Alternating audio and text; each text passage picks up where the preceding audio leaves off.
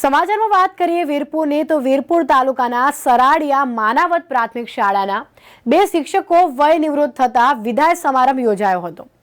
તાલુકાની માનાવત પ્રાથમિક શાળામાં શિક્ષક તરીકેની ફરજ નિભાવતા ધુડીબેન લાલાભાઈ પટેલ અને અમરસિંહ કાળુસિંહ સોલંકી જેઓનો વય નિવૃત્ત થતા વિદાય સમારંભ યોજવામાં આવ્યો હતો, જેમાં શાળાની બાળાઓ દ્વારા મહેમાનોને કંકુ તિલક કરીને સામયૂપન કરવામાં આવ્યું હતું। તેમજ આવેલા મહેમાનોએ દીપ પ્રાગટ્ય કરીને સરસ્વતી વંદના સહ સ્વાગત કાર્યક્રમ યોજાયો હતો। તેમજ વિદાય સમારંભના અંતમાં શાળામાં લાગણીસરભર દ્રશ્યો સર્જાયા હતા। આ વિદાય સમારંભમાં બાલાસિનોર વિધાનસભાના પૂર્વ ધારાસભ્ય અજીતસિંહ ચૌહાણ તથા જિલ્લા પંચાયત શિક્ષણ સમિતિના ચેરમેન પિનાકીનભાઈ શુક્લ તથા તેમજ નારણભાઈ પટેલ તેમજ તાલુકા શિક્ષણ અધિકારી વિઠ્ઠલ પટેલ, તાલુકા પંચાયત કારોબારી અધ્યક્ષ મંગુબેન અર્જુનસિંહ સોલંકી, સરાડિયા ગ્રામ પંચાયત સરપંચ તથા અન્ય લોકો ઉપસ્થિત રહ્યા હતા। જેમની જવાબદારી સોંપેલી છે એવા સૌ શિક્ષકોમાંથી આજરોજ વય નિવૃત્તિના લીધે જ્યારે ધુડીબેન અને અમરસિંહભાઈ નિવૃત્ત થઈ રહ્યા છે, એના સમારંભમાં ઉપસ્થિત પૂર્વ ધારાસભ્યના અધ્યક્ષ મહોદય શ્રી અજીતસિંહ સાહેબ, મંચ સૌ સન્માન્ય વડીલો, અમરસિંહ અને ધુડીબેનના આમંત્રણને માન આપીને આવેલા સ્નેહી, આ ગામે માનવતે મને જ્યારે પ્રેમ અને હું પૂરી પાડેલી છે એવા સૌ સરાડિયાના ગ્રામજનો, આ શાળાના બાળકો અને વિદ્યાર્થીઓ સર્વને ફરી નમસ્કાર। અમરસિંહ અને ધુડીબેને 4 દાયકા સુધી આ સમાજના બાળકોને જીવન જીવવાની કળા અને સમાજમાં કઈ રીતે ઊભું રહેવું, કઈ રીતે આગળ વધવું એની જે શિક્ષા આપનાર આ બંને ગુરુદેવોએ પોતાનો અમૂલ્ય આ ગામમાં લાઈટ પણ નહોતું, ડેરી પણ નહોતી, પણ સ્વર્ગસ્થ ભવનભાઈ જોડાભાઈ, સ્વર્ગસ્થ હીરાભાઈ ફટાભાઈ, સ્વર્ગસ્થ કાળુભાઈ સોમાભાઈ, હીરાભાઈ મોતીભાઈ એમના પ્રયત્નોથી આ શાળા ચાલુ થયેલી કે જેઓ શાંતિમાં રહે, સુખી રહે, એમને આ સમયે ભૂલવા જોઈએ નહીં। એમણે આ ગામનો વિકાસ કર્યો છે। હું એમ કહું કે તમે ગ્રામજનો અમને જો સાથ સહકાર આપ્યો, અમને ક્યારેય તંગી નથી કરી, આટલા 35 વર્ષોમાં મારી જોડે બોલવાનું પણ નથી થયું, એટલે તમે પણ આ પાછળના સમયે તો સાથ સહકાર આપજો। અને મારા સ્ટાફને પણ વિનંતી કરું કે કોઈ ક્રોધિત થઈને આવે, ગરમ થઈને આવે તો આપણે શાંત રહીએ, આપણે શાંત રહીએ તો સામેવાળો પણ શાંત પડી જાય તો આપણું ચાલે। આપણે એ પણ કામ કરીએ તો પરમ કૃપાળુ પરમાત્મામાં શ્રદ્ધા રાખીએ। એક શેઠ હતા, એમને રાતે ઊંઘ નથી આવતી, નદીના મંદિરમાં જઈને બેઠા। થોડી વારમાં એક ભાઈ આવ્યો, તો કે પેલા ભાઈને પૂછ્યું, ભાઈ તમે કેમ આવ્યા છો? મને તો ઊંઘ નથી આવતી એટલે આવ્યો છે, પણ તમે કેમ આવ્યા છો?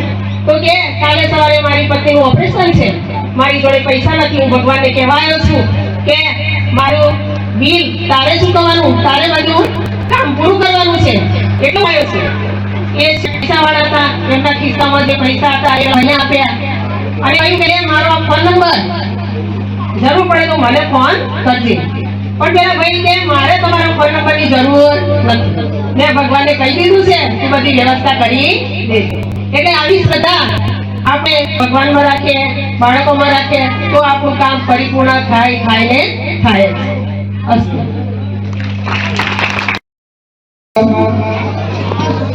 માનવત શાળાના વય મર્યાદાને લીધે રિટાયર થતા 2 શિક્ષક મિત્રો ધુડીબેન અને અમરસિંહ આ કાર્યક્રમમાં ઉપસ્થિત રહ્યા છીએ, ત્યારે એમના સ્વજનો, મંચસ્થ મહાનુભાવો અને નાના ભૂલકાઓ સર્વે ખૂબ શાંતિથી બધાને સાંભળ્યા છે। હવે આમને જોઈને મને પણ એમ થાય છે કે હું વધારે સમય લઈશ તો બાળકોની ધીરજ ખૂટી ગઈ હોય એવું મને લાગે છે. અને કદાચ વડીલોને એમ થતું હશે કે નેતાઓમાં એકાત્માં આવી જાય એટલે મુકતા જ નથી. કાર્યક્રમ એવો છે, હું પણ તમારા જેવો જ છું. મેં પણ શૈક્ષણિક કામ 33 વર્ષ સુધી કર્યું છે, શિક્ષક અને આચાર્ય તરીકે માધ્યમિક શાળામાં. એટલે બાળકોને શું તકલીફ છે એ તો આપણને જોતાની સાથે ખબર પડી જાય કે અમને કશું ખૂટે છે. એટલે ક્યારનો એવું જોઉં છું, કેટલાક ઊભા થાય છે, કેટલાક બેસે છે. આપણે તો કાર્યક્રમ રૂટીન પ્રમાણે ચલાવીએ જ છીએ, પણ એમની પણ મજબૂરીને આપણે સમજવાની છે. એટલે હું બહુ લોભી વાત કરતો નથી, પણ શિક્ષક એ આજીવન શિક્ષક હોય છે. એ સદાને માટે શીખતો રહે છે અને બીજાને શીખવતો રહે છે. બાળકોનું સિંચન કરવું, હું તો માધ્યમિકમાં હતો એટલે મને ખબર છે કે મોટા બાળકો તો આમ ખાલી નજર ફેરવે ને તો એકદમ શિસ્તમાં આવી જાય, પણ આ નાના ભૂલકાઓને કેળવવા બહુ અઘરું કામ છે. ને એ 1 થી 3 ધોરણમાં ધૂળીબેને કર્યું છે એવી મને ખાતરી થાય છે. આ શાળામાં આ બીજી વખત હું વિદાય સમારંભમાં ઉપસ્થિત છું.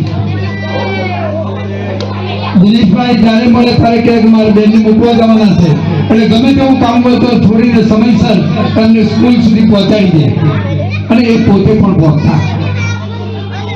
શિક્ષક મિત્રોને ઘણા બધા પ્રશ્નો છે, ઘણા બધા એટલે કોઈ હદ સુધી અહીંથી કહેવાયું કે શિક્ષક મિત્રોને સારું એવું પેન્શન મળે છે, પેન્શન થી એમને શાંતિથી જિંદગી જીવવાની છે, પણ પછીથી જેની ભરતીઓ થઈ છે એમને પેન્શન મળવાનું છે કે કેમ અને કેટલું મળવાનું છે એ વિચારવા જેવું છે. મને ખબર છે ત્યાં સુધી 2021માં આ જૂની પેન્શન યોજના નાબૂદ કરવામાં આવી, અને એ વખતે આ વીરપુર તાલુકા અને બાલાસિનોર તાલુકાના કેટલાક શિક્ષક મિત્રો, લગભગ 100 ઉપરની સંખ્યાના શિક્ષક મિત્રો મને આવેદનપત્ર આપવા માટે મારા ઘરે આવેલા. ત્યારે વિધાનસભા પણ ચાલતી હતી, અને 3 દિવસ પછી વિધાનસભામાં મને શિક્ષક મિત્રો માટે શિક્ષણ વિશે બોલવાની તક મળી. ત્યારે મેં તમારા પેન્શન માટે અને તમને પડતી બધી તકલીફો મેં વિધાનસભામાં 6 મિનિટ સુધી રજૂ કરેલી.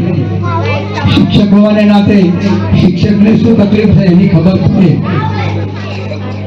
અહીં એવું કહેવાયું કે ભાઈ નાના ગામડાઓને પણ સરાડિયામાં જોડ્યા છે. મેં મારા 5 વર્ષના સમયગાળામાં આ સરાડિયાને 6 જેટલા રસ્તાઓ મેં આપ્યા છે, એમાં આ રસ્તો પણ આવી જાય છે. કેટલાક રસ્તાઓ થવાના બાકી છે, એ હવે દિવાળી પછી થશે. આ બંને શિક્ષક મિત્રો જ્યારે વિદાય લઈ રહ્યા છે ત્યારે હું એક જ વાત એમને કહીશ કે એમનું પાછળની જિંદગી નિરોગી અને ખૂબ સ્વસ્થ રીતે જીવન જીવે, પરિવાર, સમાજ અને શિક્ષણ ક્ષેત્રે એમનાથી બને એટલી સેવાઓ કરે. બંને આ સેવા કરવાની ભાવનાને લીધે બંને જુદી જુદી રીતે દાન આ શાળાને આપ્યું છે. હવે આપણા જિલ્લાના શિક્ષણ સમિતિના ચેરમેન જતા રહ્યા, એમને મારે કહેવું હતું કે કદાચ આ શાળામાં શિક્ષકોની જે ઘટ છે એને પૂરી કરવા માટે કંઈક પ્રયત્ન કરજો. આમ તો સમગ્ર ગુજરાતમાં છે, સમગ્ર તાલુકામાં છે. આ ભરતી પ્રક્રિયા જેવી કરી દેવામાં આવી છે કે જેમાં શિક્ષકોની ભરતી થતી નથી. એક સમય એવો હતો ગુજરાત રાજ્યમાં વીરપુર તાલુકો, લુણાવાડા તાલુકો અને બાલાસિનોર તાલુકો આખા ગુજરાત રાજ્યને શિક્ષકો પૂરા પાડતો હતો, પણ હવે એ શક્ય નથી. 2 વર્ષે અભ્યાસક્રમ સિલેબસ બદલાય, જુદી જુદી શિક્ષણમાં નીતિઓ લાવવામાં આવે. આ શિક્ષણને પ્રયોગશાળા બનાવી દીધું છે ગુજરાત રાજ્યમાં, ત્યારે આપણો શિક્ષણનો ક્રમ પણ નીચો થતો જાય છે. ભગવાન સરકારને પણ સદબુદ્ધિ આપે કે કશું જ ના કરે પણ શિક્ષણમાં ભ્રષ્ટાચાર ના કરે અને શિક્ષકોને દરેક શાળામાં સંપૂર્ણ રીતે પૂરા પાડે અને શૈક્ષણિક કામ સારું કરે તો કદાચ આપણે દિન પ્રતિદિન પાછળ રહેતા જઈએ છીએ, પાછળ નહીં રહીએ તેવી આશા અપેક્ષા રાખું છું. ખૂબ લાંબો સમય થયો છે. હું મારી વાત પૂરી કરું છું. વસ્તુ જઈએ.